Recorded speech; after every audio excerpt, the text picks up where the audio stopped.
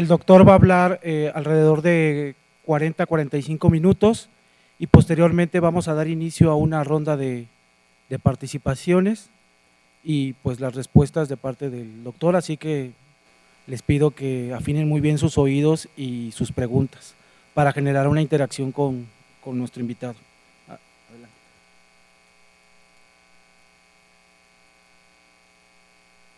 Buenos días, Juan, muchas gracias, y Agustín por la invitación. Muchas gracias a todos ustedes. Un aviso, yo hablaré castellano con muchos errores. Nunca lo aprendí en escuela, pero solo escuchándolo o trabajando con colegas, pero me perdonarán los errores y vamos a empezar. Para la gente que está ahí detrás, como hay las imágenes, ahí pueden ver, escuchar la música, pero no ver la película. Así que, bueno, si quieren un lugar un poco más cómodo, será de esta parte.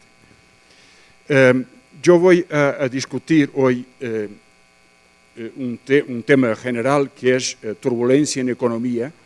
Es el título de un libro que he escrito hace mucho, pero no me voy a referir tanto al título o al libro, que era una investigación sobre dinámica en la economía, pero más bien plantearos lo que considero que son algunos de los problemas de la ciencia económica hoy. Y por eso trataré dos partes.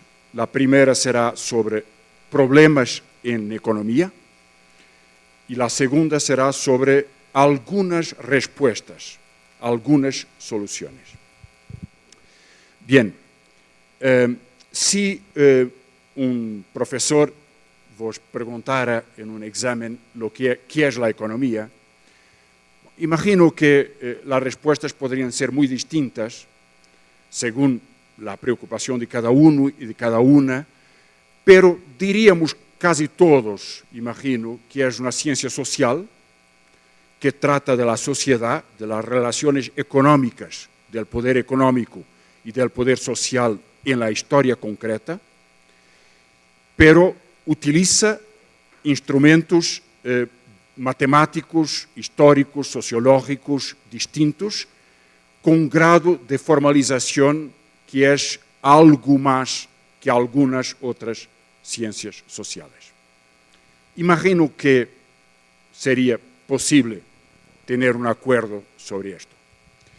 Pero el problema es, ¿por qué entonces, si la economía lo sabe tanto y estudia desde hace tanto tiempo, es una de las primeras ciencias sociales, es la más matematizada, quiere ser rigurosa, pero si es así, ¿por qué hay tantos errores en economía? Un colega una vez ha escrito un artículo cuyo título era si eres tan inteligente, ¿por qué no estás rico? Porque no tienes una fortuna. Pero bien, yo me preocuparía más bien con por qué razón hay tantos errores en economía. Os voy a dar dos ejemplos de Europa, pero imagino que alguna correspondencia habrá en América Latina o en América Central. Esto es un ejemplo de cómo las autoridades de la zona euro, la segunda moneda más importante en el mundo, discuten la perspectiva, cómo anticipan lo que va a pasar a cortísimo plazo. Y aquí tienen en negro lo que pasó realmente del 2010 hasta el 2015, 5 años. Pero en algunos puntos, lo que el gráfico nos dice es que lo que era la previsión en el noviembre de 2010, cada noviembre de cada año, las autoridades europeas publican una previsión de lo que va a pasar. Y el gráfico compara lo que pasó con todas las previsiones de los últimos 5 años. Así, ya ven, aquí en noviembre de 2010, las autoridades prevían que el crecimiento del PIB sería así. Magnífico, todo iba bien, pero no pasó eso. Lo que pasó es lo que está en negro. Un año después, sabiendo que su previsión anterior era un error, publicaron en noviembre de 2011 una otra previsión. Y la previsión era magnífico, todo va bien. Y la economía bajó.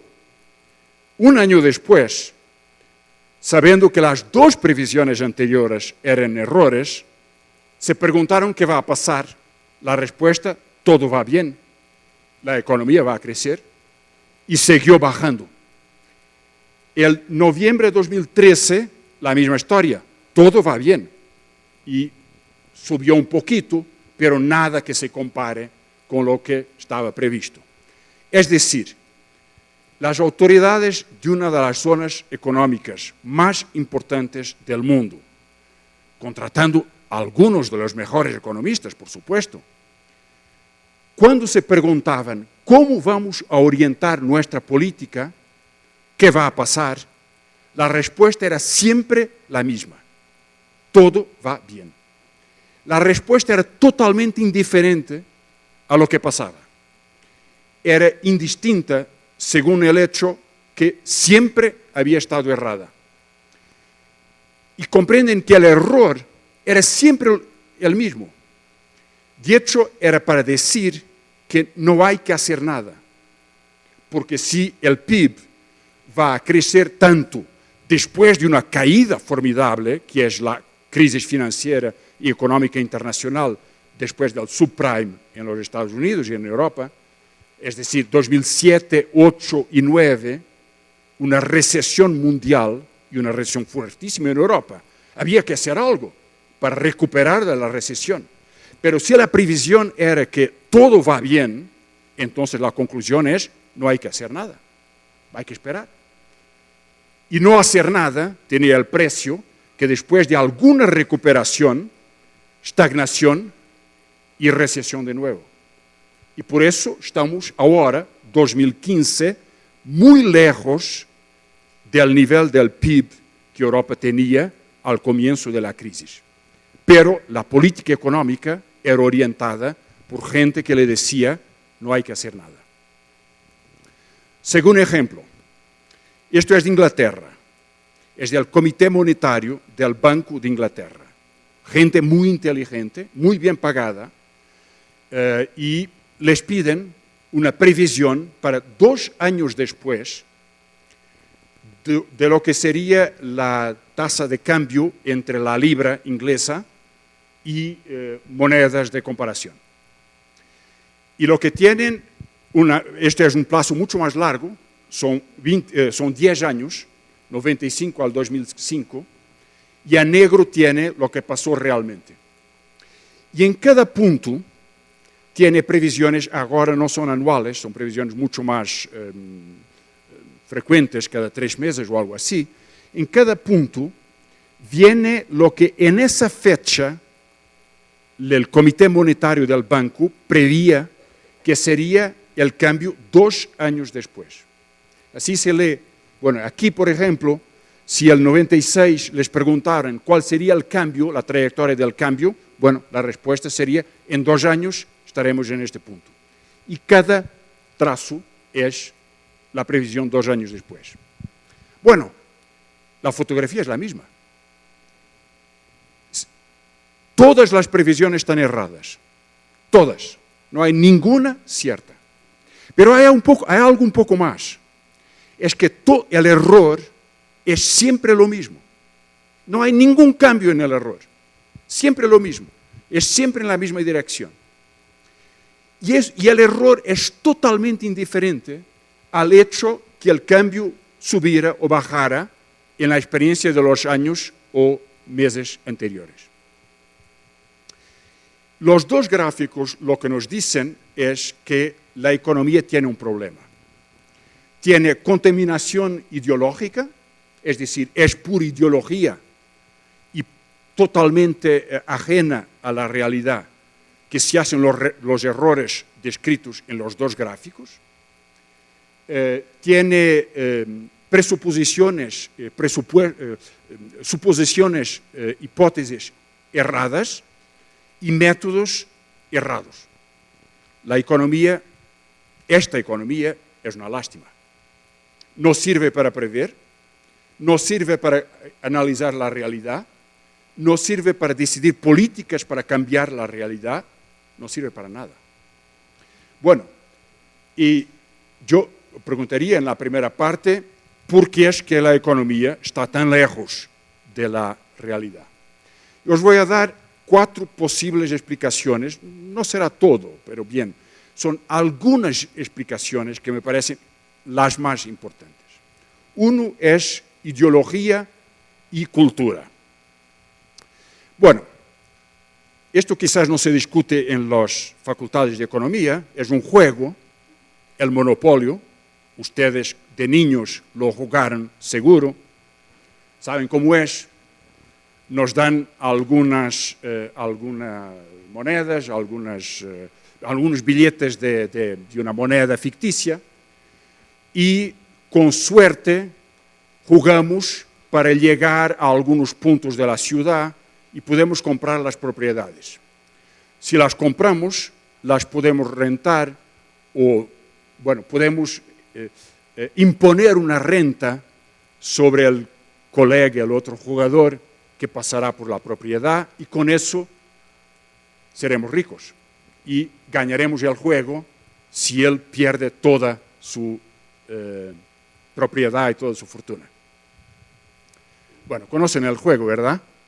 Sí. Bueno, el juego nos enseña desde niños que hay que ganar lo más posible para destruir al adversario. Que nosotros tengamos todo y el otro no tenga nada, es la forma de ganar el juego. Y así nos enseña el juego. Bueno, esto es cultura. Ideología se podría decir, pero es cultura. Y atención, es un juego, pero esto es la doctrina económica que tenemos. El agente económico debe maximizar su función-utilidad. Ya lo escucharon o ya lo han visto en vuestros libros. Quizás han hecho algún cálculo con la función lagrangiana para saber cómo se maximiza mi función-utilidad. Así, no es solo un juego, es una forma de ver la economía. Pero es una cultura. Este juego tiene una historia que casi nadie conoce. Una mujer, una joven norteamericana, Lizzie Magie, patenteó el enero del 1904, esta es la fotografía de la patente original, el primer juego que mucho más tarde, 35, 40, 45 y ahora, se transformó en el juego del monopolio. En ese entonces no se llamaba juego del monopolio, se llamaba Landlord's Game, el juego del propietario. Y Lizzie Magie lo inventó el juego, que es muy parecido con lo que nosotros conocemos, son calles, propiedades y todo. El sistema es muy parecido, pero él lo inventó para ir a las escuelas, para enseñar a la gente los maleficios de la propiedad de la tierra. Ella defendía una filosofía muy importante entonces en Estados Unidos, la filosofía de Henry George, un filósofo ya no muy conocido, pero que tenía una gran preocupación, que es la diferencia social creada por la acumulación de la propiedad fundiaria, la propiedad de la tierra. Y el juego era para enseñar a la gente del prejuicio creado a la sociedad por tener demasiada propiedad. Y al final del juego, ella iba a imponer un impuesto especial sobre la propiedad de la tierra para impedir la acumulación y para enseñar a la gente a redistribuir su propiedad. Bueno, ya ven la historia. La patente ha sido comprada mucho más tarde por una compañía que es la que ahora la tiene. se ha sido transformada, lo que nos enseña algo también sobre las patentes de la innovación, la utilización de la innovación, pero mañana ya se hablará de eso, y una contracultura se transformó en una cultura de conformación y de individualidad. Bueno, esta es la primera explicación. Nosotros tenemos una economía que es enmarcada, que es determinada por una cultura que es la individualidad, la maximización, la capacidad personal o del agente económico, de la empresa, o como sea, para ganar destruyendo a la otra parte de la economía. Bueno, segunda explicación. ¿Por qué es que la economía está tan lejos de la realidad? Bueno, la segunda explicación que os propongo es un poco distinta. La economía es una técnica, es también una técnica de trabajo de interpretación demasiado sencilla, demasiado simples, se dice simples, ¿verdad? Demasiado simples. Es decir, no comprende la realidad que es más compleja. Os voy a dar un ejemplo de un señor, Robert Barro, que va a ganar el premio Nobel. Se esperaba que fuera este año, no fue, qué lástima. Robert Barro, muy simpático, enseña en una gran universidad norteamericana, pero va a ganar un día, y será temprano, creo yo. Y él publicó un artículo muy interesante sobre Max Weber. Bueno, la historia no interesa tanto. Max Weber es un gran sociólogo alemán que ha escrito sobre las determinaciones de la acción social.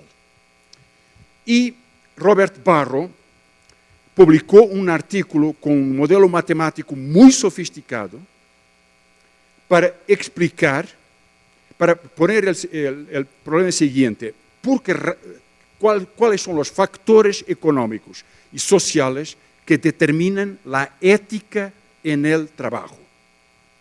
Bueno, ya estamos en una zona difícil. ¿Qué es ética en el trabajo? Bueno, para él, ética en el trabajo son cosas como el trabajador no llega tarde a la fábrica, cumple los planes de productividad, los estudiantes llegan a la hora a su clase, se preparan bien para los exámenes. Bueno, ética en el trabajo, los profesores lo mismo, ética en el trabajo. Bueno, y para explicar lo que era la ética en el trabajo con datos matemáticos, estadísticos, él presentó una ecuación. Ética en el trabajo, WE, es una suma de distintas explicaciones que se combinan de una forma aditiva. Lo que ya es un poco extraño, ya diré algo sobre eso. Tiene un factor constante y después tiene tres variables D, Y se dice, Y y BH. Bueno, ya os diré qué significan las variables, pero miren la forma de explicación. Antes de pensar cómo se explica esto, la forma de explicación. Ética en el trabajo se explica matemáticamente con una regresión múltiple, R cuadrado 55%, no es mucho, no es brillante, pero bien, es así. Es decir, quiere explicar que es como si la ecuación explicara más de mitad la variación de los datos que tenemos en mano. Y lo explican tres causas, tres factores, que se combinan porque se suman. Y es por eso que yo digo que lo más complicado que sea la ecuación y la técnica de regresión, que ustedes ya trabajaron en vuestro curso, la explicación en sí misma es muy sencilla. Se suman tres factores para explicar esta cosa misteriosa de la ética del trabajo. Esto es un artículo publicado en un libro importante de un hombre que va a tener el premio Nobel en economía. Bueno, utiliza los datos, muy bien, trabajo estadístico normal, y aquí tiene la conclusión. mantengo en secreto lo que son las variables. ¿Y qué explique esto? Bueno, hay un factor constante, no tiene mucha importancia, y después la variable BH tiene un efecto positivo en la ética del trabajo, pequeñito. El factor Y tiene un factor menor, pero negativo, lo que quiere decir que si Y sube, la ética del trabajo va a bajar. Y D tiene un factor positivo un poco mayor, positivo también, es decir, con D mayor la ética del trabajo será mejor. Bueno, ya tenemos los cálculos, datos estadísticos, artículo publicado, premio Nobel, ya lo tendrá. Y ahora vamos a ver lo que es la explicación de Robert Barro. BH es la creencia en el infierno, que tiene un factor positivo en la ética del trabajo. Bueno, pueden preguntar, ¿creencia en el infierno de un economista en estadística? Sí, lo calcula él con la presencia de la gente en la misa, ¿se dice misa? En la ceremonia de la iglesia, cualquier iglesia que sea. Y es el log del PIB per cápita, es decir, es una medida de la dinámica del PIB. Y D es una variable dummy, una variable artificial para los países que están en los datos estadísticos de la ex Unión Soviética. Porque hay una ruptura en la historia, ¿no? En los últimos 40 años, una parte estaba en la Unión Soviética y después se quedó independiente. Es un ajuste estadístico. Lo más importante será que la ética del trabajo tiene como factor positivo la creencia en el infierno y como factor negativo la dinámica de crecimiento del PIB. Es decir, en los países que crecen más en el PIB, la ética del trabajo será peor. Los países, la gente que tiene más creencia en el infierno, la ética del trabajo será mejor. Bueno, yo no podría encontrar en la economía, porque no es una anécdota, es un artículo publicado, no podría encontrar ejemplo mejor de un juego estadístico sin gran significado. Pero ahí viene el premio. Aquí tiene una cosa que los estadísticos conocen muy bien y, por cierto, vuestros profesores os han explicado, que se llama correlación espuria, creo que se dirá así, ¿verdad? Es decir, es una correlación que en estadística se verifica, pero no tiene ningún significado. Aquí el ejemplo es que el rojo tiene el número de gentes que se ahogó en una piscina en Estados Unidos. Y en amarillo, el número de filmes con Nicolas Cage. Bueno, por supuesto, el número de gentes que se ahogó no explica las invitaciones de Nicolas Cage para hacer filmes. Imaginen que la participación de Nicolas Cage en distintas películas no explica a la gente que se ahogó en piscinas. Pero la correlación es muy buena, muy buena. Así que se podrían pedir un trabajo estadístico. Se puede hacer, porque técnicamente está cierto, pero no tiene ningún significado, porque el estudio de causas no es el estudio de correlaciones. Ejemplo, creencia en el infierno o productividad del trabajo. Puede existir una correlación, pero tenemos que tener una teoría y razones razonables para identificar una causalidad. Segundo ejemplo, la tasa del divorcio en Maine, un estado de los Estados Unidos, y el consumo per cápita de margarina en los Estados Unidos. La correlación es mucho más perfecta. Es perfectísima, es magnífico. Pero, por supuesto, utilizar margarina en la alimentación no explica los divorcios en Maine. Bueno, quizás en algún caso, pero en general no será verdad. Y los divorcios en Maine no explican el consumo de margarina, porque una correlación, como ustedes saben, sí indicara una causalidad, lo que es cierto es que no indica la dirección de la causalidad. en lo que interesa a la ciencia social, en física puede no ser así siempre, pero en el que interesa a la ciencia social, el peligro es demasiada simplicidad y el peligro también es no comprender la conexión causal, porque la causa va de A a B, pero no va de B a A. Es decir, hay una dirección en el tiempo y en la organización social que una sencilla correlación no nos permite establecer. Por eso, la segunda explicación que os propondría es que la utilización de técnicas que son inadecuadas o mal ubicadas o que no corresponden a la diversidad de la realidad nos llevan la economía a una zona de error. Bueno, tercera explicación. ¿Por qué es que la economía está tan lejos de la realidad? Bueno, me permitan un poco de libertad en esto. Cuando yo digo la economía, digo el mainstream, la ortodoxia de la economía, lo que es dominante.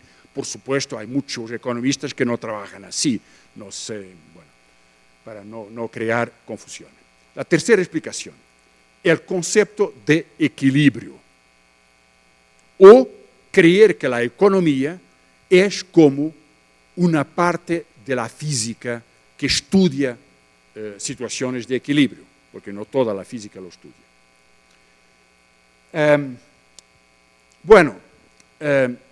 Aquí tiene una frase de un señor, León Walras.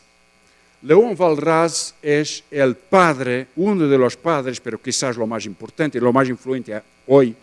Esto es escrito al final del siglo XIX, como hace 120, 130 y tal años, cuando él y otra gente empezó la revolución neoclásica que originó lo que hoy es la teoría dominante en la economía. Y él, que vivía en Lausanne, cerca de un lago en Suiza, una zona muy bonita, aquí tiene una fotografía, lo decía lo siguiente: la economía es como el lago que yo veo. Puede tener perturbaciones. Imaginen que un niño lanza una piedra sobre un lago cuyas aguas están paradas. Y la piedra, cuando cae, va a crear una ondulación concéntrica, pero va a desaparecer. Y él dice, el nivel de la agua busca el equilibrio. Así es la economía. Como un lago en algunos días puede estar agitado por tempestades, también el mercado puede ser agitado por crisis, pero va a retornar al equilibrio. Y el equilibrio es la forma de la economía, la forma normal de la economía.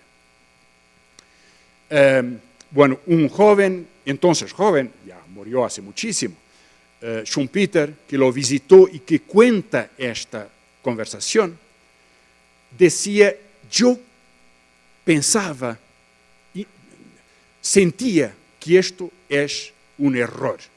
No es así. Porque eso quiere decir que puede haber tempestades, puede haber perturbaciones, pero la situación normal, cuando la tempestad cesa, es el equilibrio. Se tiende al equilibrio.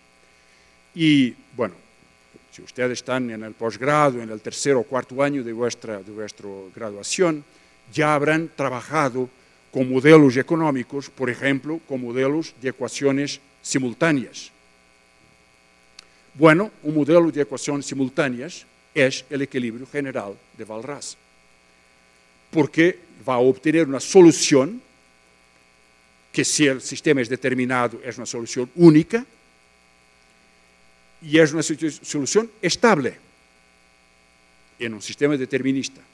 Y ustedes se recuerdan del trabajo matemático de resolver un sistema de ecuaciones, y por eso los sistemas de ecuaciones son tan adecuados, es el mejor método matemático para describir el lago de Walras. Obtenemos la solución y ahí se quedó todo. No va a pasar nada, no hay historia, no va a pasar nada más. puede haber una tempestad si cambiamos las variables exógenas del modelo, ¿no? Ahí él tendrá un choque, una alteración. Pero si nosotros, que somos los dioses del modelo, no le cambiamos las variables exógenas, no pasa nada. La historia terminó. Bueno, esto tiene tanta importancia en economía. Un otro ejemplo muy rápido. Este señor se llama Irving Fisher y es el primer presidente de la Sociedad Econométrica, y en su tesis doctoral, que se llama Investigaciones Matemáticas en Economía, hay una página que tiene este dibujo. Y él no le explica muy bien lo que es el dibujo, pero dice, bueno, es como yo represento la economía. La economía es una máquina. La máquina tiene aquí alguna cosa para hacerla mover, pero todo lo que sea el movimiento de la máquina es exógeno, viene de fuera. Lo que puede cambiar, hacer mover la máquina, no está en la máquina, está en algo que viene de afuera. Y la idea de la economía como una máquina, o como un lago, como algo que produce un movimiento y llega a un equilibrio, justifica la utilización de estos modelos tan sencillos como yo les planteaba. Bueno, en su libro, Irving Fisher explica que la economía se debe traducir de la mecánica.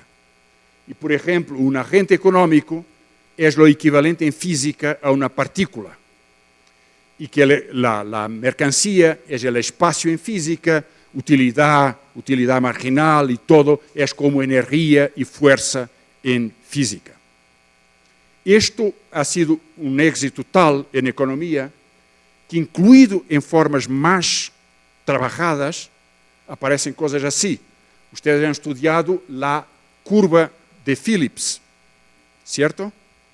Bueno, tiene una relación en el crecimiento del PIB y la inflación, o el desempleo y la inflación, según los modelos.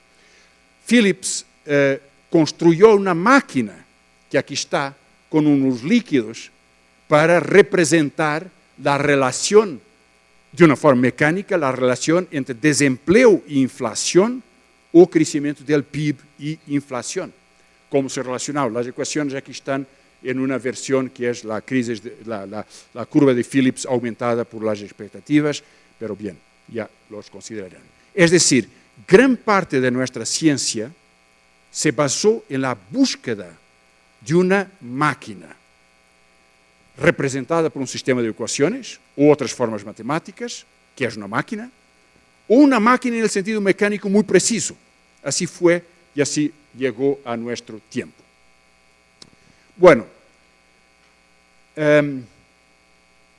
¿por qué es que la economía está tan lejos de la realidad? Algunas técnicas, yo lo pasaría muy rápido para no tardar más tiempo sobre esta parte, con un ejemplo que ustedes quizás conocerán también, que es cómo se adapta la máquina esta del equilibrio al crecimiento. Y una de las utilizaciones en economía neoclásica ha sido la función de Solow, que nos explicaba a través de la función Cobb-Douglas que el Y, el PIB, sería una función de una constante A de capital y de trabajo que se combinarían, y a la constante A se llamó productividad total de los factores o progreso técnico. Y en las ecuaciones el progreso técnico era un residuo, es decir, se ajusta el factor capital y el factor trabajo. Tenemos los datos del PIB, del capital y del trabajo, y lo que no se ha explicado en el crecimiento real de las economías se llamó el residuo de Solow o progreso técnico. Un economista que estudió con Solow, Edward Denison, publicó un libro con un cálculo concreto de este residuo, y para su explicación era que el progreso técnico explicaba más de mitad del crecimiento de la economía norteamericana. Y por eso el problema era de que nos sirve una ecuación que explica el progreso técnico, que explica el crecimiento del PIB para obtener la conclusión que el factor más importante para el progreso, para el PIB, es el factor que no somos capaces de explicar. Es decir, es el residuo matemático, lo que no fue explicado por el capital y el trabajo, y así nuestra conclusión es que explicamos un hecho tan importante como la dinámica del PIB, probando que no sabemos explicarlo. Bueno, aquí tiene 4 explicaciones posibles para las dificultades de la economía. Pero para los estudiantes de economía esto no debe servir para desistir o para lamentar nuestra opción. No es tiempo para pasar a una profesión de dentista o de ingeniero o de músico o lo que sea. Bueno, queremos ser economistas comprendiendo la economía y la realidad de la economía. Os voy a dar 2 o 3 ejemplos de lo que me parece que pueden ser buenos caminos para la economía. Bueno, uno es mirar la realidad y partir de la realidad como inspiración de nuestra teoría. Esto es Schumpeter. Schumpeter decía lo siguiente: la mutación industrial, se puede usar un término biológico, porque él rechazaba la idea de la economía como mecánica, que revoluciona la estructura económica sin cesar desde adentro, destruyendo el viejo mundo y creando un nuevo. Este proceso de destrucción creativa es el hecho esencial sobre el capitalismo. En el posgrado sobre gestión y economía de la innovación ya habréis contactado los que estudian en eso, pero para los otros y las otras, bueno, aquí está una teoría que es que el capitalismo crea factores de destrucción, él llamaba destrucción creativa, algunas veces será creativa, otras veces será destrucción destructiva, pero es la dinámica del capitalismo que se transforma. No hay equilibrio en esta historia. No tiene ningún sentido el equilibrio. En una correspondencia de 1931, él decía, por ejemplo, hay una gente dentro del mundo económico que cambia los datos y el proceso económico. Es la actividad empresarial que yo llamé en algunos otros escritos como muy particular. No solo destruye el equilibrio que existe, destruye el equilibrio, pero también cortocircuita el proceso de la vida económica, haciendo que las cosas económicas cambien a la vez de repetirse. Es decir, la economía cambia y por eso la dinámica es tan importante. Miren la última frase: cuando yo miro a esta realidad, comprendo que las innovaciones son algo distinto de los impulsos en los modelos económicos, porque vienen de dentro. Se recuerden de la máquina de Philips o de la máquina de Irving Fisher. En esas máquinas nada puede pasar que cambie el sistema de dentro. El sistema se cambia por las fuerzas sociales, por las dinámicas económicas, por lo que pasa en la economía como relación social y relación de poder. Bueno, segundo punto, las economías son sociedades. Yo utilizaré algunos minutos para hablaros de un trabajo de alguien que ha recibido con mucha justicia el Premio Nobel de la Economía hace 10 años. Este hombre se llama Daniel Kahneman.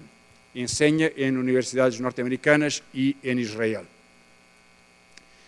Pero él no es un economista. No es la primera vez que el Premio Nobel de Economía se otorga a un non-economista. Pero no hay muchos. Él es un psicólogo y sobre todo trabajó en psicología cognitiva, es decir, estudiar cómo aprendemos, cómo decidimos. Y por eso su trabajo es tan importante para la economía, porque si no pensamos que los agentes económicos son racionales en el sentido neoclásico, es decir, sabemos todo, tenemos toda la información y podemos maximizar nuestra función de utilidad, si no lo pensamos así, nos interesa preguntar cómo se circula la información, cómo se forma la decisión en economía. Y por eso un psicólogo trabajó tanto en economía y con tanta importancia que le han dado el premio Nobel.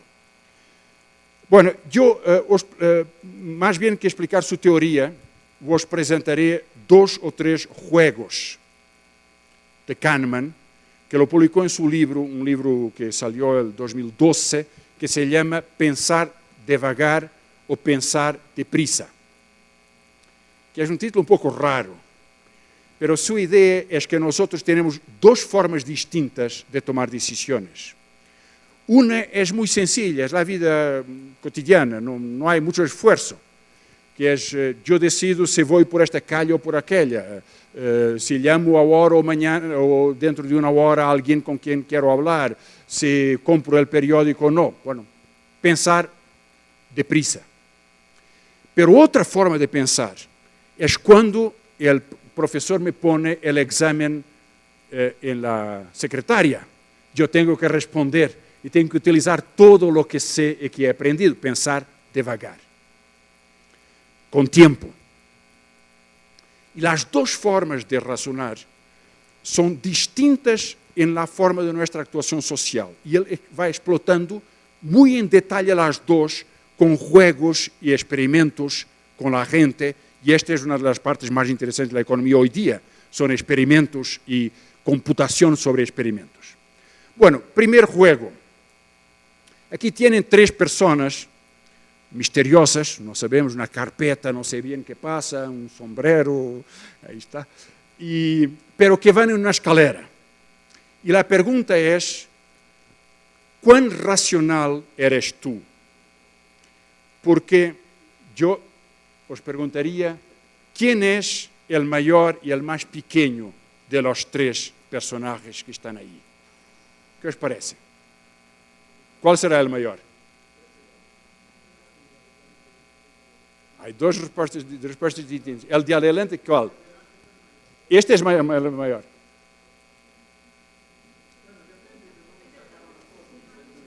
Bueno, es un dibujo. El dibujo está hecho para engañarnos.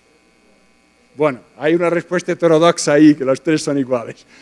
Sí, los 3 son iguales. Es la misma, exactamente 2 palmos, 2 palmos, 2 palmos. Pero el dibujo está hecho para engañarnos porque crea una perspectiva, con las líneas estas. Bueno, ¿cuál es el sentido del juego? Es decir, sencillamente que incluido cuando tenemos toda la información, nos podemos engañar. Y nos engañamos, de hecho, porque pensamos deprisa sobre este tema. No hay ninguna clasificación, no hay nada, nada cambia en nuestra vida si lo decimos cierto o errado, ¿verdad? Y por eso pensamos deprisa. Es nuestra impresión sobre la realidad. Pero el hecho que mucha de nuestra información, incluido cuando la tenemos toda, como es aquí, no hay nada que no esté a vuestros ojos, nos puede engañar, indica que podemos tener problemas de decisión por falta de información, pero incluido cuando tenemos toda la información, por error de perspectiva. Es decir, nuestros ojos, que nos están habituando a ver la perspectiva en una forma, nos pueden engañar. Bien. Y así es Imagine generalizar un poco esto a toda la vida económica. Pero otro juego es este. Nos describen un personaje, un hombre muy simpático, que se llama Steve. Steve es un hombre que le quiere mucho al orden, su secretaria está muy bien organizada, todo bien. Un poco lejos de la realidad, le gusta mucho la poesía, bueno, lo que sea, un poco hecho de la realidad todos los días, y es muy shy, muy tímido. Esto es lo que sabemos sobre Steve. Muy tímido, muy callado, muy ordenado, un poco lejos de la realidad, y nos pregunta Daniel Kahneman, ¿cuáles son las probabilidades que Steve sea un campesino o el responsable de la biblioteca de la universidad?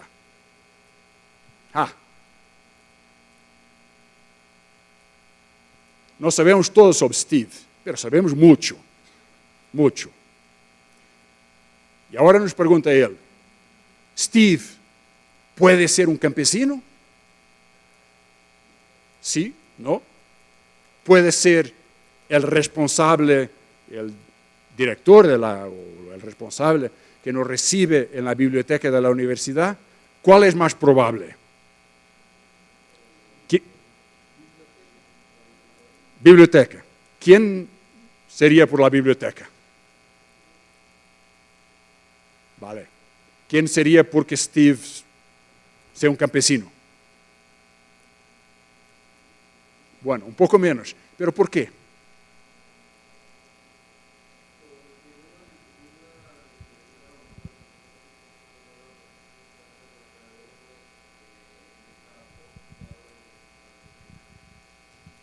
Bueno, hay campos muy desordenados también. Sí. Pero bien, es una razón. Bueno, en todo caso, con alguna prudencia de otra gente, los que se manifestaron fueron una mayoría para decir que Steve sería más probablemente un bibliotecario que un campesino. Pero no es cierto. Con los datos que tenemos, la probabilidad que Steve sea un campesino es muchísimo mayor que sea un bibliotecario. Por la sencilla razón que hay millones de campesinos y hay muy pocos bibliotecarios. Y la pregunta era la probabilidad.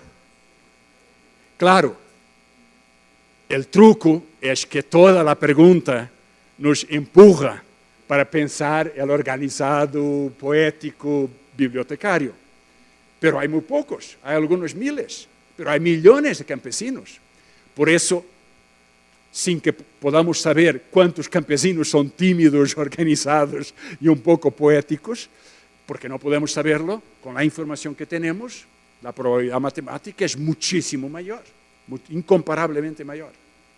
Bueno, ya están viendo, esto no fue pensar deprisa, se pensó un poco más devagar, pero la información nos empujaba al error, es un juego con nosotros.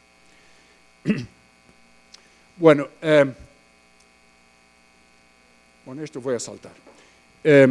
El último juego, pero hay muchísimos. Yo ahí tenía uno más, pero ya está un poco tarde y ya voy terminando. Es un juego sobre probabilidades también, pensar devagar. Él dice que en la mayor maternidad Ciudad de México, los 6 primeros niños que han nacido hoy por la mañana, o después de la medianoche, como sea, los 6 primeros, en la primera hora ya han nacido muchos más, los 6 primeros en un día ha sido un niño, una niña, una niña, una niña. Pero mañana va a ser una niña, niña, niña, niña, niña, niña. Y miércoles puede ser niño, niña, niño, niña, niño, niña. Y el jueves, solo niños, los 6 primeros. Imaginemos, para que no complicar la vida, no es así en estadística, pero que la probabilidad de nacer un niño o una niña para una familia es la mitad. No es exactamente así, pero imaginemos que es mitad, 50%. Y por eso la pregunta es, ¿cuál es más probable que se repita de estas combinaciones? ¿Cuál es el día en que esta combinación es más probable o menos probable, como sea que prefiere? ¿Es muy probable o poco probable que haya este tipo de combinación? Niño, niño, niño, niña, niña, niña, o solo niñas o solo niños. Poco probable la primera.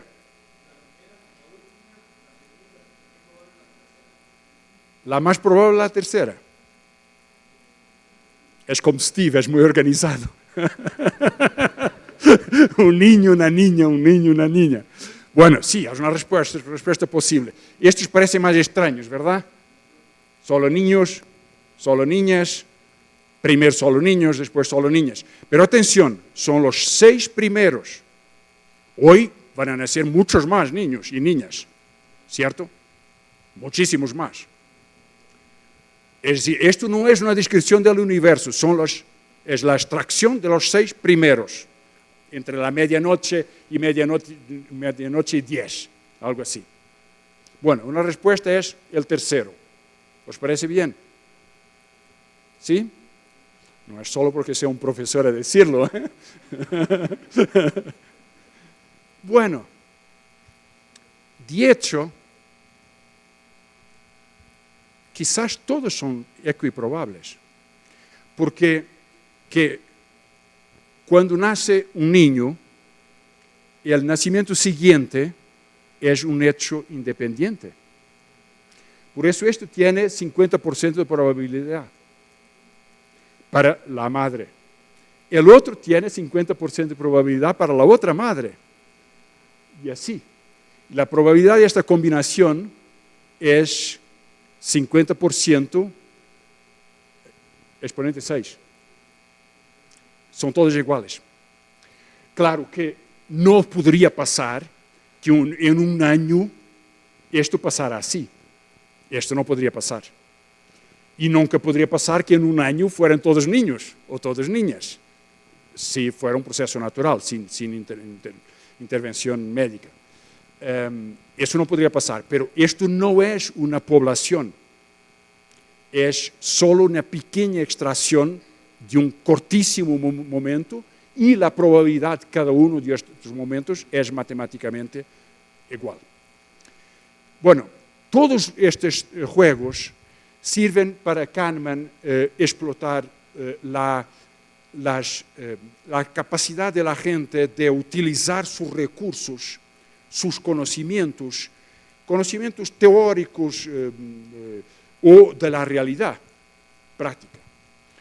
Y es en eso que puede ayudarnos a comprender cómo como ciencia social, la economía trabaja sobre una sociedad y trabaja sobre la comprensión que construimos en esas relaciones sociales y culturales.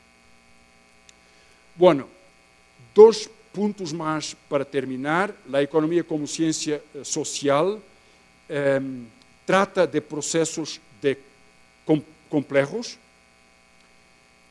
Yo le llamé en ese libro turbulencia que es una dinámica compleja en fluidos, pero que se comprende un poco cuando hablamos de turbulencia climática o turbulencia social. Y aquí tiene un ejemplo de un modelo matemático distinto de los que nosotros estudiamos normalmente, pero es muy pequeño. Son 3 ecuaciones y lo que se estudia en los 3 cuadros es la evolución dinámica de la solución de un sistema de 3 ecuaciones, pero son ecuaciones que modelizan la interacción, es decir, son no lineares. Y es el mismo sistema en los 3 casos. En algún caso, el sistema puede generar una estrella, que es la trayectoria que se repite de las soluciones del sistema. Puede ser un ciclo o puede ser lo que se llama un objeto extraño, que es una especie de convergencia, yo no diría equilibrio, pero hay un objeto que recibe todas las soluciones posibles. Aquí el tiempo son 10.000 años, o 10.000 unidades de tiempo en cada caso. ¿Y por qué es tan distinto? Si es el mismo sistema de ecuaciones. Porque las condiciones iniciales del sistema pueden ser un poquito, casi nada distintas, y el sistema va a formar un objeto geométrico de las soluciones que es totalmente distinto. Un ciclo, convergencia para un punto o convergencia para un objeto muy complejo en la realidad. Es decir, que si nosotros utilizamos formulaciones matemáticas que incorporen en nuestro modelo el hecho que sabemos que es cierto, de que hay interacciones en economía. El gobierno propone una ley, los sindicatos protestan, las asociaciones empresariales apoyan o protestan, lo que sea, la gente se mueve, empresas tienen... es mejor para algunas empresas que son exportadoras, es peor para otras, se movilizan. Esto es interacción. Es así la economía. Es gente que se mueve con sus motivaciones sociales, económicas, con su cultura, con su forma de ver. Es lo que viene de adentro, como decía Schumpeter. La mutación que viene de adentro. La economía es toda mutación. Y si es así, la representación matemática útil para eso es representar la interacción. ¿Por qué no lo hacemos? Bueno, por una razón muy sencilla. Es que nosotros no sabemos resolver casi todas las ecuaciones no lineares. Sabemos muy poco sobre eso. Pero ahora, incluido si no sabemos resolverlas, las podemos simular. Y por eso hemos aprendido que una pequeña diferencia cuando hay interacción, es decir, cuando hay vida social, puede conducir a resultados muy distintos. Hay una conclusión para eso. Y se recuerdan de los primeros gráficos sobre los planeadores de política económica en Europa. La conclusión es política económica con mucho cuidado, con mucha atención al detalle. Es decir, que va corrigiendo lo que va pasando en la economía, ayudando a tomar las decisiones más bien informadas. No tener ninguna idea que se puedan hacer previsiones a muy largo plazo. Eso no es posible. No conocemos lo suficiente la economía para saber cómo la gente va a reaccionar, cómo va a aprender. Si está en una recesión, quizás reacciona de una forma distinta de cuando hay pleno empleo en alguna sociedad. Y por eso, complejidad nos muestra que los mejores métodos tienen que ser tratados con mucho cuidado para tomar la decisión. Bueno, esto quiere decir que la economía no tiene que ser la construcción de una ideología, puede ser una ciencia social empíricamente basada, muy prudente, capaz de utilizar algunas construcciones fuertes, conocer la historia, comprender que las instituciones son decisivas en la vida económica, la formación de las instituciones, la democratización, la apertura, la capacidad de cambio, la capacidad de motivar el cambio, son muy importantes.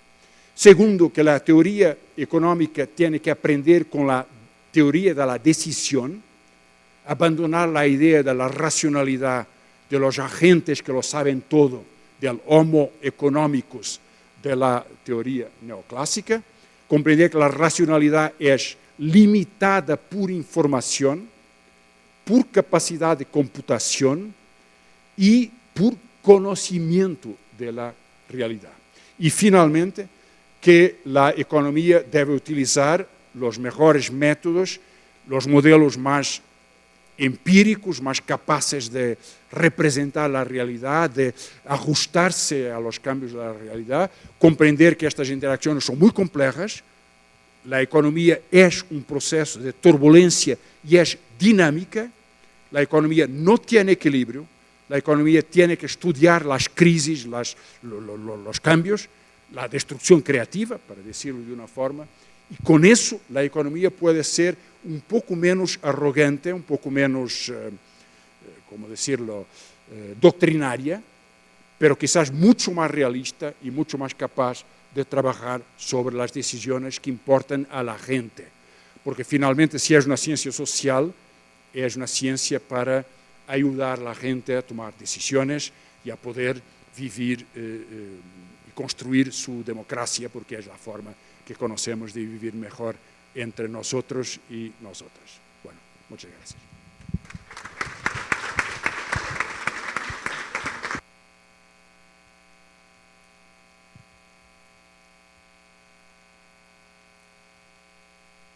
Bueno, vamos a pasar a la ronda de preguntas. ¿Quién quiere dar inicio a esta discusión? ¿El profesor Fortino?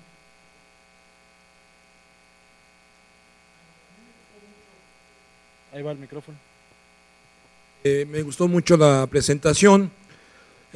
Con esta conclusión o esta forma de conclusión al final, una pregunta sería, entonces, ¿cuál sería la forma de enseñar entonces economía? Porque, digamos, sé que la pregunta es compleja, digamos, porque los bloques anteriores de construcción, que son muy limitados, sirven como fundamento, por una parte. Y por otra parte, fundamento incluso ideológico, cultural, que presentaba al inicio, ¿no?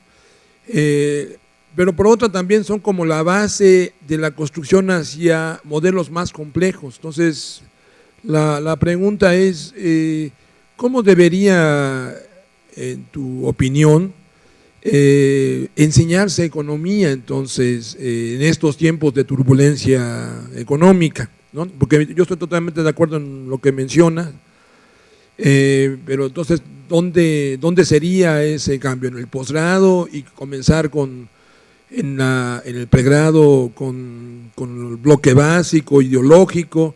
El problema es que mucha gente se queda con ese bloque básico y lo continúa. ¿Dónde está el rompimiento?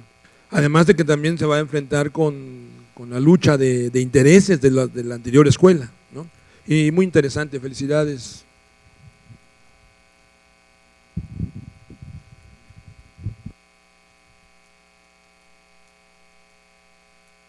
¿Alguien quiere lanzar otra pregunta, comentario al ponente?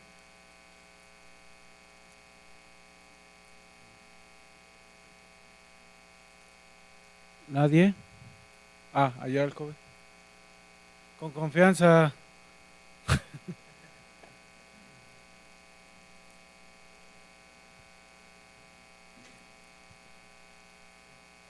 También se me hace un trabajo muy interesante el que nos propone.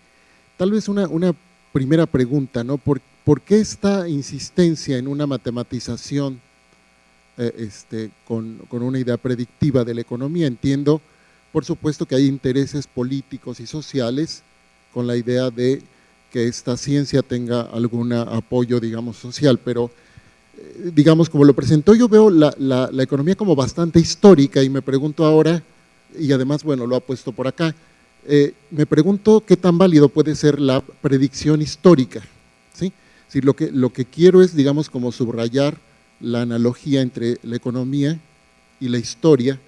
Estoy pensando ahorita cómo terminará el gobierno de Peña Nieto. Creo que podemos predecir muchas cosas, pero en realidad no tenemos una idea de por ahí. Y tal vez también quiero reflexionar un poco en torno a los modelos de ciencia natural, los biológicos, por ejemplo. Stephen Gould habló de una evolución de los seres vivos que no podemos predecir para dónde irá, digamos, la evolución. Yo creo que podríamos tomarlo más como una, digamos, con esta distinción de ciencias nomotéticas e ideográficas.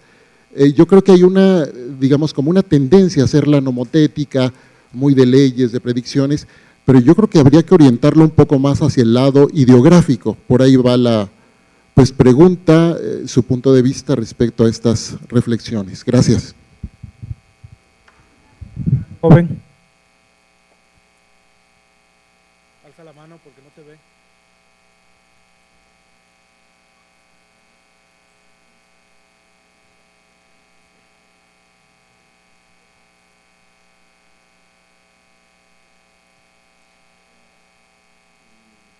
Bueno, más que nada es una pregunta y, bueno, mi pregunta va en sentido en que si el sistema económico es estático, a lo que yo me refiero es de que si que estos constantes cambios están predestinados a, bueno, o sea, que estén cambiando, de que si realmente fuera un sistema que cambie, pues no llegaría un momento en el que este sistema no cambiara porque es cambiante. No sé si me estoy dando a entender.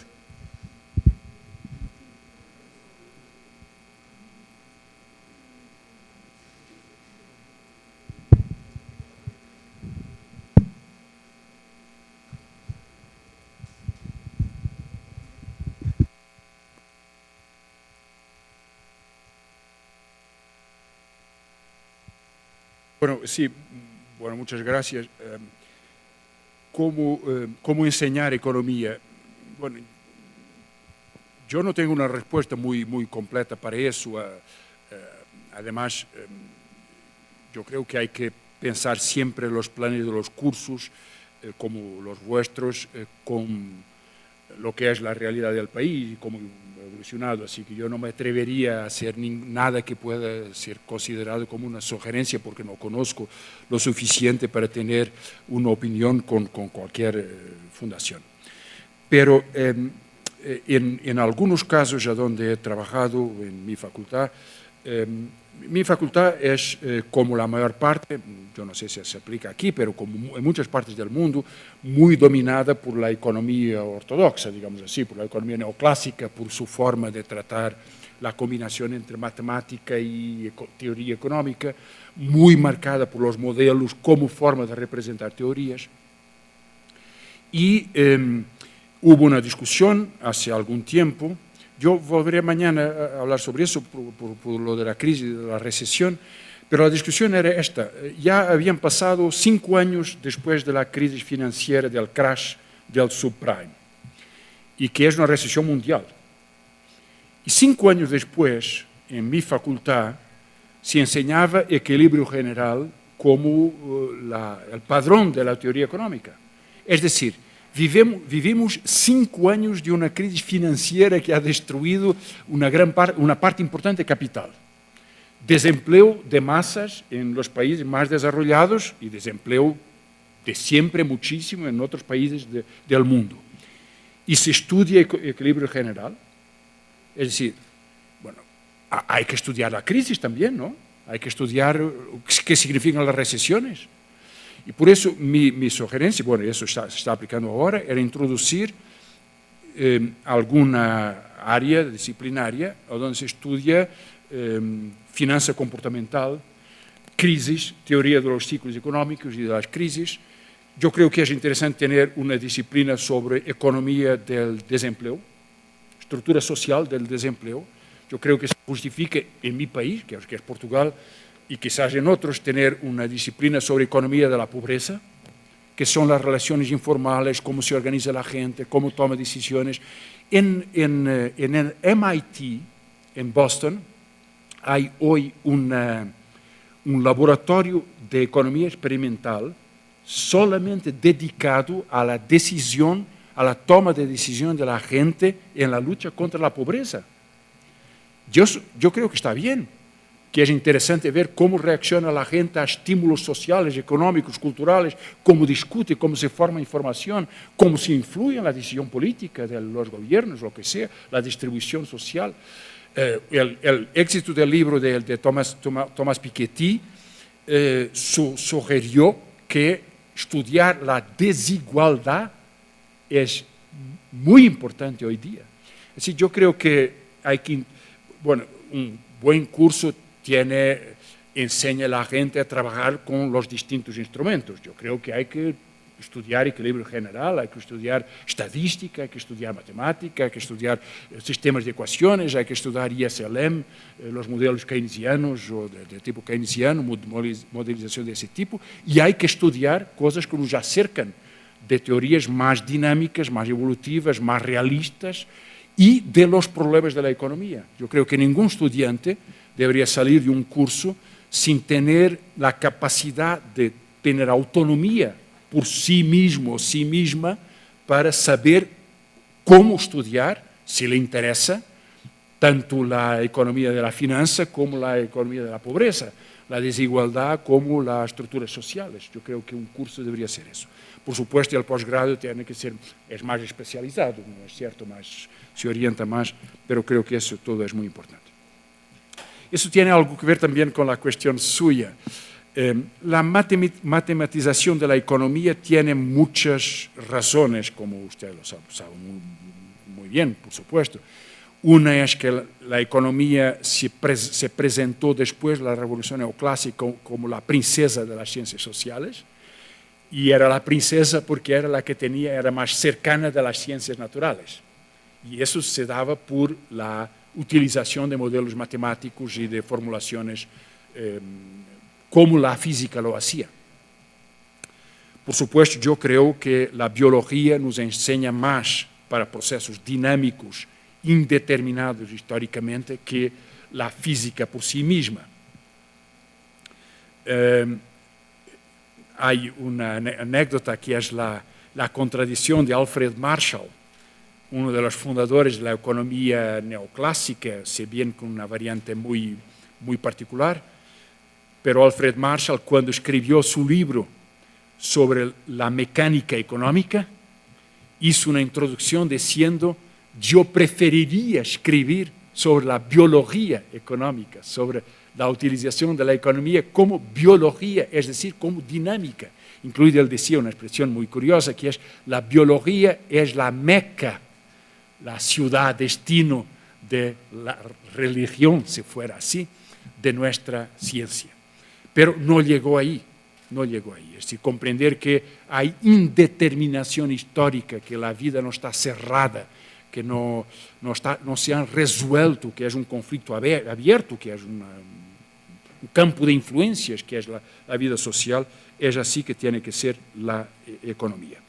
Bueno, por supuesto, yo defiendo que la economía debe utilizar lo mejor posible los datos estadísticos, econométricos y matemáticos también, debe saberlo, porque la economía no es sencillamente una interpretación de la evolución de las cosas, tiene una parte que es política económica, es decir, tiene que tomar decisiones, y la peor decisión siempre es dejar la cosa seguir, porque eso quiere decir que la desigualdad se impone cada vez más fuerte.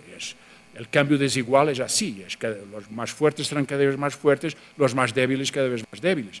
Pero que para que la gente pueda lograr las mejores decisiones, se puede tomarlas y se tiene la responsabilidad de tomarlas, o pueda discutir alternativas muy concretas, conocer bien los datos de la economía, yo creo que es indispensable en ese sentido. Y si bien comprendí la cuestión, me corregirá si no es el caso, es por esa razón que la economía no es una ciencia sobre la estática, es decir, es una ciencia sobre la dinámica. Nos interesa lo que cambia en lo que hay. Y los procesos de esta cuestión, por eso me interesa lo de Kahneman. Kahneman se interesa por cómo aprendemos y cómo conocemos y cómo percibimos los cambios. Podemos plantearlo de una forma más general.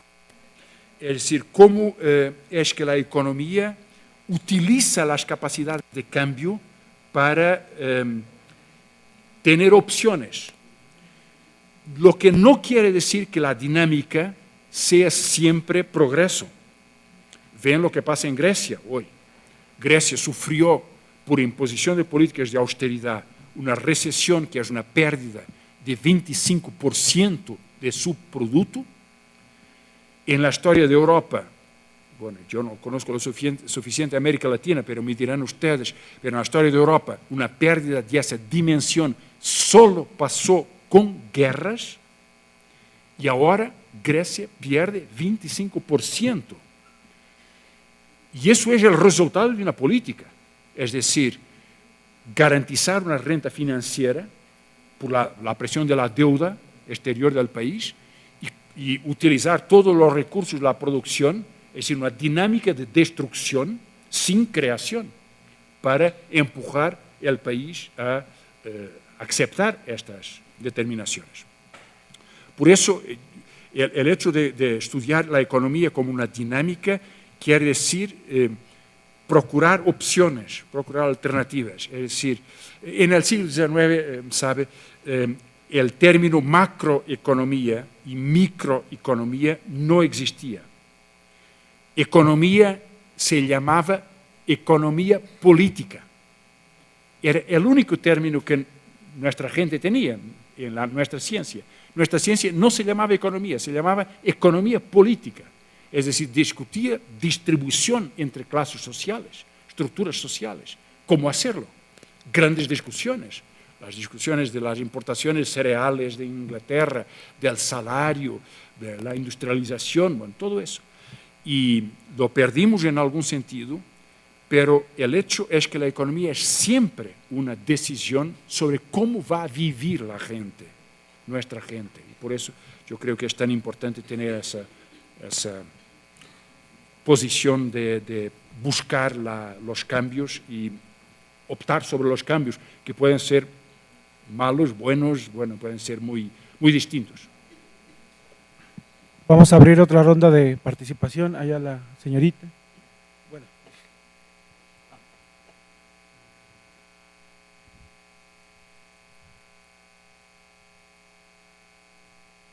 Gracias, buenos días a todos. Bueno, conforme a lo que he entendido de la exposición de aquí del compañero Francisco, podríamos entonces decir, compañero, que se podría crear una política económica precisa que ayude a la gente desde una perspectiva objetiva, es decir, a partir de lo que se vive día a día en un país, y establecerse como un derecho para buscar la igualdad. Esa es una opinión personal, pero la comparto con usted y quisiera también que me diera la opinión respecto de este pensamiento. ¿Y qué piensa de la política económica de China? Eso sería. Gracias.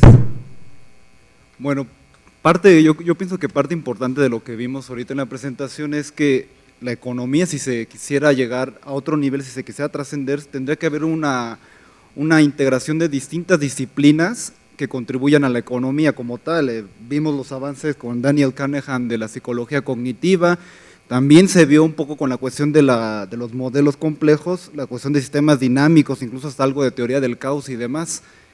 Entonces, teniendo en cuenta esto, ¿hasta qué punto sería esta integración disciplinar? Y si eso no nos llevaría más bien a cómo definir lo meramente económico, porque lo económico es en última instancia es una función de una relación social. Si nosotros partiéramos de esta pregunta y la aceptáramos o le diéramos una respuesta, nos debería llevar a un proceso de destrucción creativa con relación al conocimiento ortodoxo, porque ciertamente la parte social en el conocimiento ortodoxo se ha dejado muy atrás. Entonces mi pregunta sería, ¿cómo definir meramente lo económico si ya incorporamos elementos de otras disciplinas?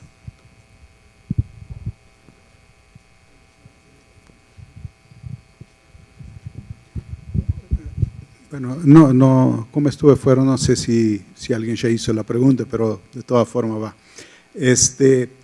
Francisco, yo me pregunto, ¿cuál sería entonces el rol de los modelos matemáticos para realmente contribuir a fortalecer la economía? ¿Sí? Bueno, yo tengo me gustaría conocer su opinión porque, digamos, hace mucho más de 50 años que ya se hacían toda una serie de desarrollos, de planteamientos en torno al desarrollo y a la pobreza y a las relaciones. ¿Qué elementos son rescatables o qué elementos quedaron ausentes en todos esos planteamientos que han ido evolucionando, por supuesto, pues para que se entienda la dinámica de la economía en este sentido de que existe la pobreza, existe la crisis. Ya hubo, digamos, en esas teorías del desarrollo una serie de discusiones y explicaciones de por qué surgía. Pero ¿por qué esas teorías no alcanzan un estatus de discusión de la teoría económica o por qué no se recuperan elementos centrales o cuáles serían rescatables?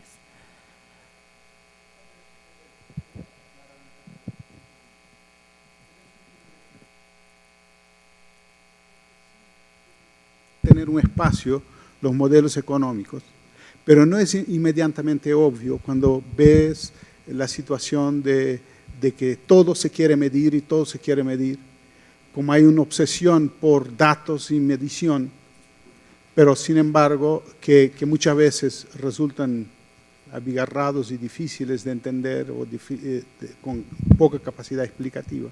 Pero sin embargo yo creo que puede haber un espacio importante de la modelación para la economía, no solo la mainstream, sino para la otra también.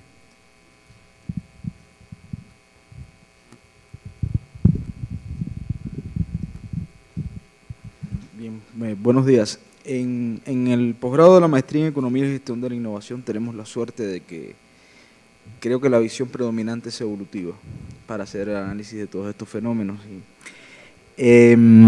La pregunta se orienta hacia, dentro de la economía evolutiva, dentro de estas corrientes que hacen estas investigaciones, a veces uno ve un conjunto de autores que no dialogan entre sí. Entonces, independientemente de los elementos centrales que pueden estar ahí definidos en ese slide, pero ese diálogo dentro de las propias corrientes evolutivas en el análisis de la economía, ¿cómo usted ve el estado del arte en esa área importante? Porque pues autores que trabajan los mismos temas, que están, digamos, en la punta, pues ni ellos mismos se están citando los unos a los otros, y eso evidentemente pues uno crea contradicciones dentro de la propia análisis de la evolución dentro de la economía.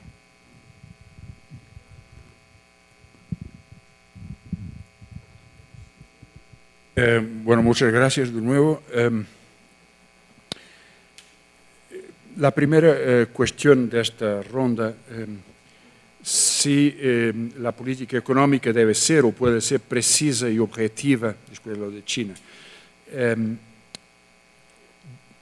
Yo no creo que pueda ser objetiva en el sentido que sea, en el sentido de no haber contradicción científica, es decir, tendremos siempre varios paradigmas en el análisis económico y teórico que no se reconocerán completamente. Yo creo que los estudiantes de economía, como somos, los debemos conocer bien. Yo creo que un buen economista evolucionista debe conocer muy bien la economía neoclásica. No sé si pasará al contrario, al inverso, pero yo creo que eso debe pasar. Y por eso no será perfectamente objetivo, en el sentido que se imponga como las leyes de Newton sobre la gravitación universal. Nosotros no tendremos leyes de Newton. Tendremos una ciencia localizada, con una componente social histórica, precisa, sí, en el sentido que ella puede indicar caminos y decisiones, pero con un margen de previsión muy corto. Yo los dos ejemplos que mostraba al comienzo no los hacía por malicia. Yo no creo siquiera que los proponentes lo hicieran para engañar a la gente. Lo hacían por convicción y porque su cuadro mental no podía incorporar los cambios que les aparecían a la puerta. Por eso sí debe ser preciso, no creo que sea objetivo, pero debe tener métodos objetivos, verificables, científicos en ese sentido. Ahora China, bueno, es una cuestión muy larga, yo no soy un especialista en China, estoy trabajando ahora con un grupo de colegas en Estados Unidos sobre economía financiera y por eso discutimos bastante sobre China por la crisis del verano pasado, pero China aún es, se bien que una parte muy importante de la producción mundial y del capital financiero mundial, aún es un mercado financiero pequeño. Esto puede cambiar muy rápido y con intervenciones exteriores muy distintas. Yo creo que la estrategia que tiene en África es una, en Europa es otra, en América Latina yo no sé, ya sé que han comprado algunas empresas en México, pero bueno, no sé detalles sobre eso. Y yo creo que el sistema chino es un sistema que se basa en una rapidísima acumulación de capital, rapidísima creación de una burguesía nacional muy fuerte, pero con un control político y estatal que ningún otro país con estas características tiene, lo que le da una capacidad de intervención como se ha visto este verano. Ningún gobierno, quizás el de los Estados Unidos, pero, y lo hizo el 2007-2008, pero ningún otro gobierno podría haber decidido que las empresas públicas iban a comprar acciones para mantener el nivel del stock market como lo hicieron de esta forma. Y creo que eso va a crear muchas contradicciones en el futuro, pero ahora es útil para esta acumulación de capital. Es casi perfecto. Tiene un sistema donde los trabajadores solo muy difícilmente pueden hacer una huelga y la acumulación de capital es muy facilitada. Sobre la pérdida de identidad disciplinaria de la economía, yo creo que tiene razón su cuestión. Yo creo que la economía tiene que aprender mucho con psicología cognitiva, sistemas dinámicos y todo el otro. De hecho, eso pasó en la economía cuando se formó la economía neoclásica. Irving Fisher, que yo citaba ahí con la máquina esta que mostraba, tiene un texto, bueno, pero era un poco abusivo, prolongar mucho ese tema, pero tiene un texto donde él dice lo siguiente: ¿cuántos de nuestros términos que utilizamos técnicamente en economía vienen de la física? Y hace una lista de unos 40 términos, por ejemplo, presión, inflación, elasticidad, bueno, y otros por ahí, siguen por ahí, que vienen todos de la física. Fueron inventados, creados, contextualizados, con significados en física y que fueron utilizados por nosotros. Lo hicimos, eso pasó. Ahora, pero pasó también el contrario. Hay la historia muy famosa de Darwin, que era un empirista, como eran los cientistas británicos del siglo XIX, ¿no? Un newtoniano. Es decir, yo colecciono datos, pero no hago teoría. Los datos hablarán por sí mismos. La teoría es prohibida. Era su concepción. Pero en algún momento, él escribe en un librito tardío, al final de su vida, un librito que ha escrito para sus nietos, contando su vida científica.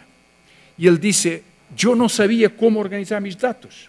Y en algún momento leí el libro de Thomas Malthus sobre la teoría de la población, es decir, un cura que ha escrito sobre economía. Y él dice, incluido de una forma, es muy cativante, porque él dice, yo no comprendía muy bien lo que él estaba tratando. Yo no sé nada de economía. Ustedes saben que Marx le envió El Capital y él respondió con una carta, Dear Dr. Marx, recibí su libro, pero no comprendo nada de lo que está escrito. Pero de Malthus, al menos él ha comprendido una idea de la evolución.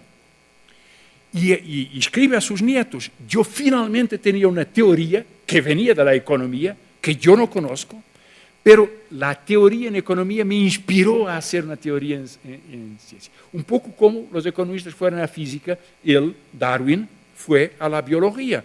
Es encantador, y así pasó muchas veces. Pero eso, comprende, es una analogía, esto no cambió la biología como tal, la biología siguió estudiando los fenómenos biológicos, naturales, evolutivos.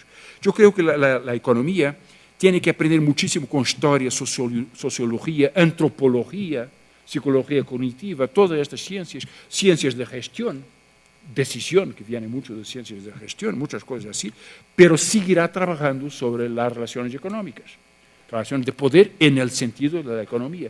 Yo creo que en ese sentido será economía, pero será una ciencia que se inspirará en muchas otras. Además, creo que las fronteras de la ciencia económica hoy están ahí. Es decir, alguna cosa de teoría de juegos, de experimentos, dinámicas, acción social, historia, tener una visión más amplia de los instrumentos estadísticos que podemos utilizar, más crítica. Yo creo que todo eso será así. Y en ese sentido, lo de Alexandre también sobre modelos matemáticos. Yo creo que la economía trabajará siempre con muchos modelos matemáticos. Trabajará siempre. Mejor que trabaje con distintas generaciones de modelos matemáticos, porque algunos sirven muy bien para representar una pequeña economía estática, digamos, una economía de lo que uno de los fundadores de la econometría llamaba pleometrics, métrica de juegos, de juego, como de niños, ¿no? Es un pequeño juego de niños que tenemos para simular cómo funciona una economía. Bien, y ahí tenemos un modelo para representarlo. Puede ser difícil matemáticamente, pero representa una realidad sencilla.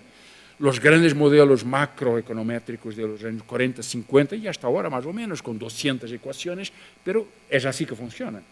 Es como una maquinita que empujamos un poco de una parte o de una otra para ver cómo reacciona, y así está. Pero tendrá otros modelos también. Dinámica, ecuaciones dinámicas. Tendrá modelos caóticos, tendrá modelos deterministas no lineares con factores estocásticos para representar la sorpresa, y tendrá otras cosas que no sabemos muy bien cómo hacer en matemática. Por ejemplo, Keynes. Cuando Keynes discutía los modelos econométricos de su tiempo, una de sus críticas, quizás lo estudiaron los estudiantes en algún curso, pero una de sus críticas era que esto estudia probabilidades en el sentido frecuencista, pero no estudia posibilidades, que no son probabilidades. ¿Cuál es la posibilidad que mis nietos dentro de 40 años o 60 trabajan 30 horas por semana y pueden dedicar el resto del tiempo porque la productividad ya es suficiente para la pintura o para la poesía como Steve, el bibliotecario? Bueno, esta es una posibilidad. ¿Cómo se puede saber antes de la Segunda Guerra Mundial lo que iba a pasar en los tiempos de paz, que no son tan pacíficos así, pero algún tiempo de paz, 50 años más tarde? Es una posibilidad. Y así, ese tipo de datos los tratamos de una forma muy distinta. Pero yo creo que tendremos siempre una gran pulsión para hacer representación y trabajo sobre datos. En economía evolutiva había mucha presión y aprendizaje en ese sentido. Por ejemplo, la teoría de los juegos evolutivos de Maynard Smith o de otra gente con quien aprendemos en ese tiempo. Yo saltaría, después volvería al suyo, pero sobre la economía evolutiva. Yo creo que es cierto lo que pasa. Yo creo que hace 20 años quizás la economía evolucionista tenía más interconexión que tiene ahora. Y eso es una lástima. Hay alguna gente que intentó trabajar en un sentido más de diálogo, de plataforma técnica comparable con la economía neoclásica, por ejemplo, utilizando modelos de agentes, modelos basados en agentes, son modelos de simulación. Giovanni Dose y otra gente trabajó en eso, Sid Winter. Bueno, ese hasta ahora ha producido cosas muy interesantes para modelización más abierta desde el punto de vista teórico en economía, pero bueno, aún falta mucho en las conexiones en economía de innovación. Hay en todo caso algunas redes interesantes, ustedes la conocen, GlobalX y otras cosas. Bueno, finalmente sobre economía del desarrollo. Es un campo que yo no conozco muy bien, y por eso seré muy prudente, pero creo que la aceptación de la globalización como realidad e imposición ha destruido mucho el campo de acción de las teorías que se basaban sobre la desigualdad, las diferencias estructurales, el dualismo de la economía, los obstáculos institucionales al desarrollo, la imposición de las relaciones internacionales en contra de la capacitación de las economías emergentes y otras así. Y por eso, si comparamos con lo que pasaba en los años 40, 50 o 60, había una dinámica mucho más fuerte de teorías distintas, no todas iguales, ¿no?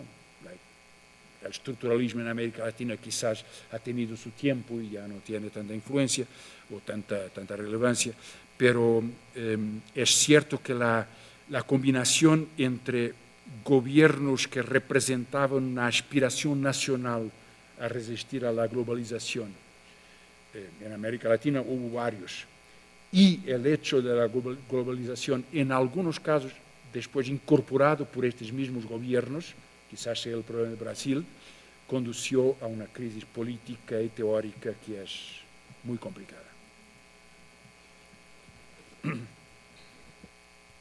¿Alguien más quiere participar? ¿Hacer alguna pregunta, comentario?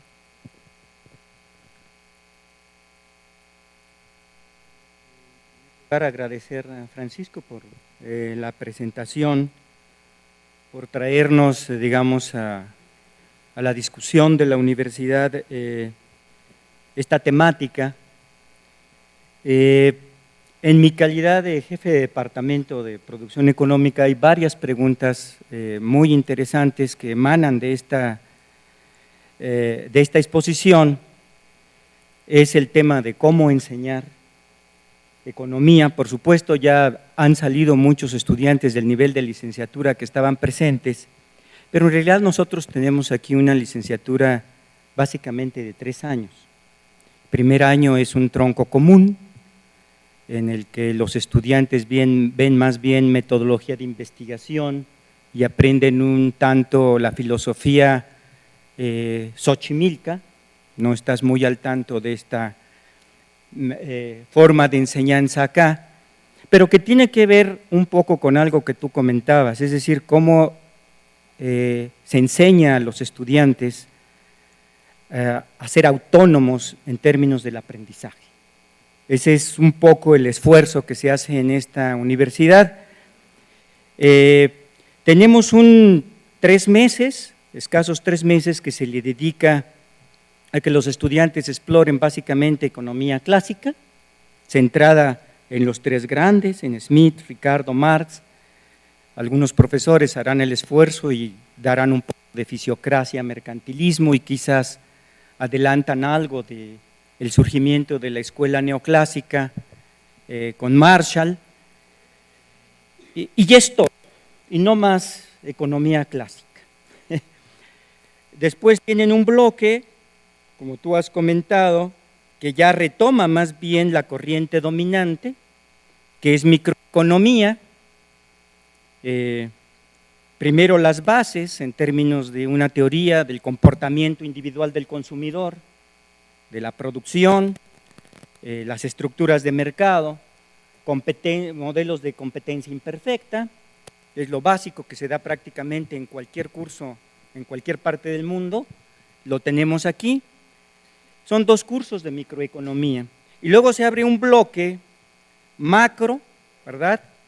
Para quienes están acá, pues son alrededor de 3 trimestres, en donde se ve macro, los rudimentos básicos de la macro, un poco una macro más avanzada hacia el 9º trimestre. En el 10º sigue siendo macro, pero enfocada a comercio internacional, los modelos clásicos de comercio internacional. Quizás ahí se retoma un poco la teoría smithsoniana y ricardiana del comercio, pero ahorita casi como anecdótico, ¿verdad?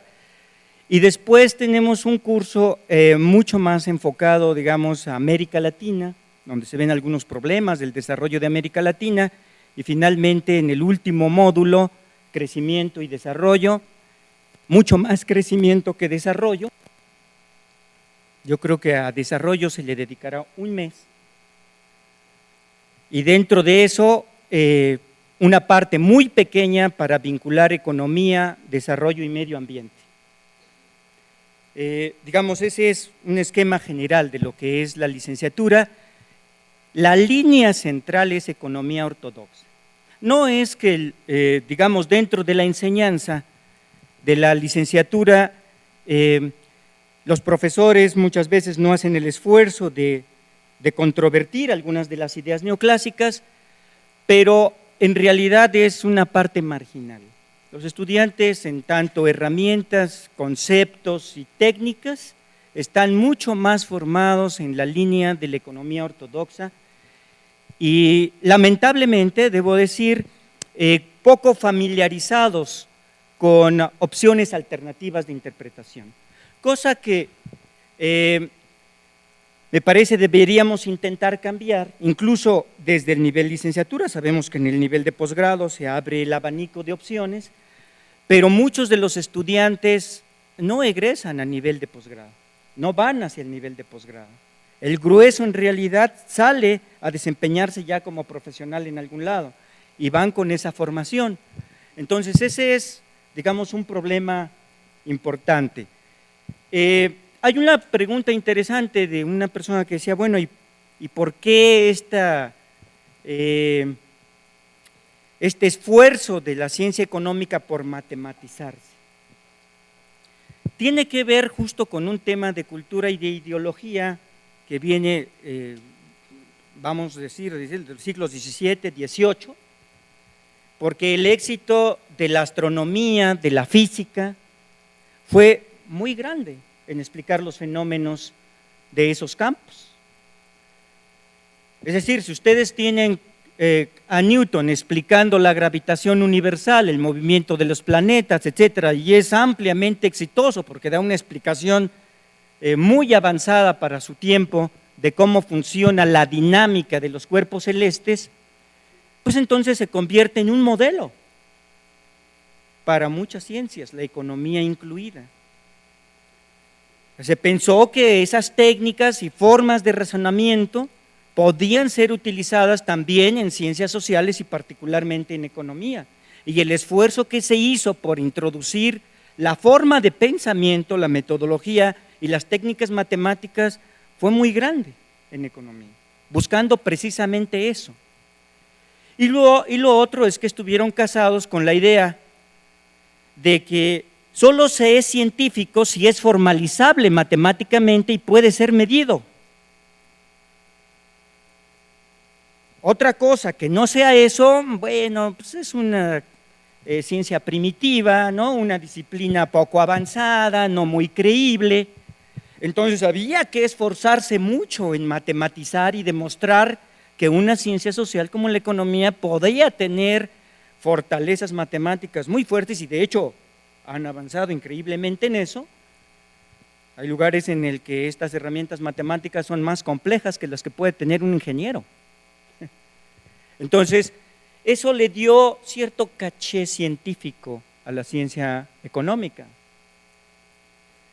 El tema es este que nos trae, es decir, no debe interesarnos tanto qué tan dura es la matemática que se utiliza o qué tan compleja es la matemática que se utiliza para tratar de entender fenómenos económicos, sociales, sino cuál es la capacidad explicativa.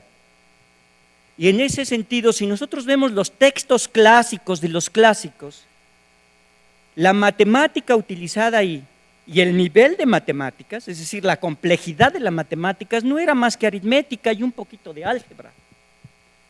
Y sin embargo alcanzaron logros muy importantes, Smith, Ricardo Marx, con un uso de matemática muy moderada en realidad. Pero como bien se ha dicho acá, la matemática utilizada a partir de Marshall y especialmente con Walras, pues nos puso en un escenario de competir prácticamente con los físicos, ¿no?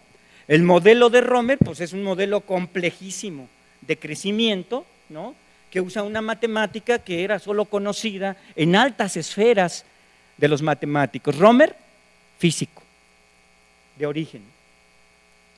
Entonces, ese es el tema. Para mí ha sido muy importante algunas de las cosas que nos ha dicho aquí Francisco, y la primera, hay que ser cautos, o sea, no simplifiquemos. Los problemas económicos, primero, no están aislados de otros fenómenos. Hay fenómenos aquí políticos, sociales, culturales, ideológicos, que influyen no poco en las decisiones económicas y por tanto en toda la dinámica económica. Y en ese sentido no podemos simplificar simplemente reduciéndonos a una esfera económica y dentro de ella aún hacer una serie de supuestos simplificadores para la que la matemática más ortodoxa, también hay que decirlo, cumpla su cometido de representar la realidad económica. Es decir, aquí hay un juego perverso, porque yo simplifico la realidad a fin de que pueda utilizar una matemática apropiada y que esta matemática me dé los resultados que previamente ya he esperado. Construyo a priori el modelo para demostrar lo que quiero demostrar. Ese es un tema muy importante, o sea, hay que ser cautos y en ese sentido señalar, no, los fenómenos económicos son mucho más complejos, involucran otras esferas, más allá de lo que se ha pensado. Y segundo, el tema del equilibrio. Si el equilibrio fuese, como se ha dicho, como se sostiene, el rasgo fundamental de los fenómenos económicos, es decir, que esa es la naturaleza de los fenómenos económicos, entonces deberíamos dedicar todo el esfuerzo a entender qué pasa ahí, en el punto de equilibrio. Pero si es solo un momento en la dinámica de los fenómenos económicos, lo que nos debe de interesar, sí, claro, es ver qué pasa en el punto de equilibrio, pero se decía aquí, Schumpeter piensa que lo fundamental en los fenómenos económicos no es el equilibrio, que ese es un acto momentáneo dentro de la dinámica económica, y que el no equilibrio es más bien la naturaleza fundamental del sistema. Entonces, de acuerdo a lo que se nos ha dicho aquí, es a lo que deberíamos enfocar la mayor parte de nuestra atención, a estudiar la dinámica. El desequilibrio es el rasgo sustancial del sistema. Si es así, entonces es otro enfoque y otras herramientas matemáticas las que tendríamos que utilizar para entender este fenómeno. Yo creo que me quedo con esta parte de la provocación de Francisco, es ahí donde tendríamos que centrar nuestra atención. Y parte de estos desequilibrios tienen que ver con este juego que se nos acaba de señalar. Es decir, yo no sabía la historia del juego del Monopoly, ¿no? Pero efectivamente, ahí hay una parte de cultura, una parte de la sociedad en ese juego es exitosa, se desarrolla, avanza, tiene buenas condiciones de vida a costa de destruir otra.